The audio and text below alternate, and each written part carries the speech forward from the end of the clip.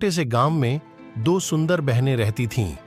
उनके पिता एक किसान थे और उनकी मां घर के काम में व्यस्त रहती थीं।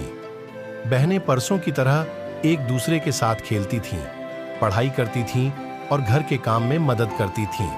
कुछ दिन बाद यहाँ की बारिश से उनके गांव में बाढ़ आ गई। धीरे धीरे पानी बढ़ने लगा और उनके घर में भी पानी घुस गया। परिवार को सुरक्षित स्थान पर जाना पड़ा और बहनों को अपने घर से दूसरे राष्ट्र के लोगों के साथ बचाया गया। उन्होंने अपने माता पिता को जितना संभव हो सके मदद की, पर वह खुश नहीं रहे। बाढ़ समाप्त होने के बाद बहनें वापस अपने गांव लौटी, लेकिन उनका घर बर्बाद हो गया था और उनका पास कुछ नहीं बचा था।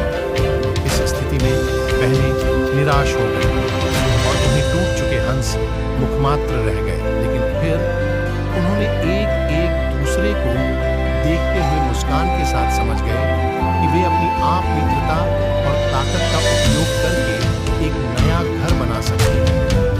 वह इस युद्ध जैसी स्थिति से बाहर निकलने की खुशी मनाने और अपने परिवार को सुख देने में सक्षम थी। बहनें गांव के लोगों की मदद से एक नया घर बना लिया, जहां वे अपने पीछे छोड़ी सभी स्मृतियां भूल सकती थीं। उनकी मदद के लिए लोग उन्हें बहुमूल्य समझने लगे और उन्हें अपने गांव की प्रेरणा दी।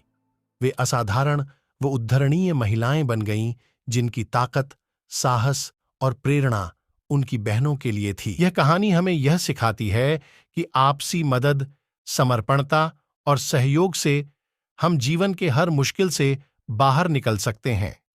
यदि हम एक दूसरे के साथ मेहनत करें और सहयोग करें, तो हम अपने लक्ष्य को प्राप्त करने में समर्थ हो सकते हैं और अपनी आपवित्रता को भी साबित कर सकते हैं।